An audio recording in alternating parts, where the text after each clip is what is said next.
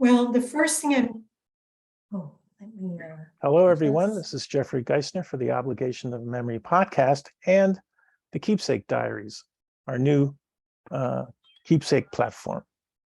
I have Jenna Zark and Dina and Brian Fine, and we are going to have them give us a little bit of a demonstration of the memorable keepsakes that they have, the story, the history, why it's memorable. So we'll start with Jenna. Thank you. Well, I'm going to start with a couple of quick pictures. This is my dad, Max Zark, in his army uniform. And this is my mom, Faye Zark. And this is Dina's dad. I have a picture of him. So I thought you might enjoy that. I could see Dina's mouth is like her. She has a gaping. Yes, she does. She does. She might not have seen that picture. It looks like. Yeah. And the keepsake that I'm sharing today is an evening purse. This purse was my mother's purse when she went out to visit or when she went out to a party or a wedding, and I was in love with it. As a 5-year-old, I thought, this is what I want to do when I grow up. I want to go out to parties. I want a bag like this. I have to have this bag because it's metallic and it's just really cool when you touch it and it shakes and it does all these fun things. Anything that a 5-year-old would love. And so when I got older, and it has actually a little way to keep it on your shoulder, but you could see that I broke it. Oh. And I one day have to figure out how to get it repaired. But it was absolutely my favorite party purse. And that was, to me, what I thought happened when you grew up. You got to go to parties with a purse like this. So that's my keepsake. When did you acquire it? My mom I had grown up, I had been married, and she said, do you want this? And I said, oh yeah. I just thought it would be really a hoot. And I never bring it anywhere now, but I don't have the same occasion to go to parties that she did. So I keep it in my drawer. Yeah, why don't you hold it up one more time for a little bit of a, there you go. It's really, then turn it around the other side. Very nice. Okay, so I know that Brian has a keepsake that he wants to talk about. Well, as I said, my father, Arnold Fine, was a writer for the Jewish press. Most people I talk to, when I mention the Jewish press, and I say who my father was, they always used to say, and they still say, yes, he was the main reason why we bought the paper, because he was the only kind of enjoyable, light stuff that people like to read.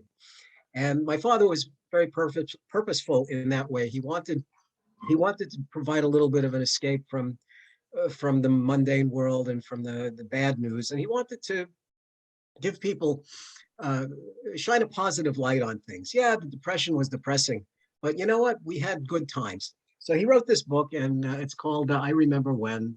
It's again a compilation of his columns. And I actually helped edit the book with him. And so in the beginning of each chapter, there's, the title. This one is When a Kvitcherer Marries a Gridgerer. And then underneath it is a little description. And we thought we got the book nailed down really well until I looked and I said, it went to press. And I said, here is a story. It says the people, well, it's a little glare there. It says the people who impressed us. And underneath it says, over here, there should be an introductory paragraph because we forgot to change that one. So fast forward many years later, there is when was that published? This was published in, good question, it was first published in like 1976, but then this edition came out in 92. The first book that came out was hardcover, and the wrong galleys went to the press, so that one with all of the spelling errors and all the typos, that was the one that got published. So that's kind of a rare book if you want to struggle reading that. But I was reading in a newspaper, a local newspaper called the Five Towns Jewish Times. And the guy stole this and he titled his column, "Over here, there should be an introductory paragraph." So I guess my father used to say that if it's a good idea, it's worth stealing. And Is it available? Is it available anywhere, or only that's your one book? It's, I don't know. On Amazon, you can get copies for hundreds of dollars. I think I have all the remaining copies. So I guess if anybody wants one, have them give me a call. The one story that's not in here though is a story, actually his most famous story, which is about a lost wallet. And that story you can find anywhere on the internet. If you just type in Arnold Fine wallet, you'll see it. It was turned into a couple of TV movies. It's in Chicken Soup for the Soul. It was in Reader's Digest. It's been all over the place, and it's a truly bittersweet story, nice Jewish story about a lost wallet and the story behind the letter in the wallet. So anyway. All right, well, that's great.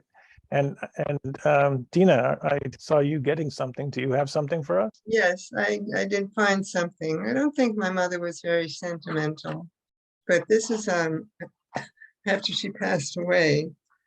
I acquired this, which came from hard to read. It's a Jewish education. So describe what we're looking at. I don't know. It's hard to see, but go ahead. Just keep it in front of the camera. But tell us what it's about. It's a Torah that was given to her for, during a ceremony. I think it was one of the graduation ceremonies for junior high school. It says Helen Pianin on it. Yeah, this I guess was for going to Hebrew school, and this was for, Can we see the Torahs a little bit better? Yeah, that's a Torah. Oh, beautiful. It has a little shield here. Yeah, beautiful. Well, thank you very much. These are beautiful commemorative keepsakes that are just perfect. They will now be available for everyone in your family to be able to appreciate forever. And it's l'dor v'dor, from generation to generation. So thank you all for participating in the Keepsake Diaries. I had a great time meeting with you today and hearing all of your stories. Thank you so much. We'll see you again next time. Thank you. And thank you everyone for listening to the Keepsake Diaries. I'm Jeffrey Geisner for the Holocaust Commemorate and YouTube channel. Thanks, bye.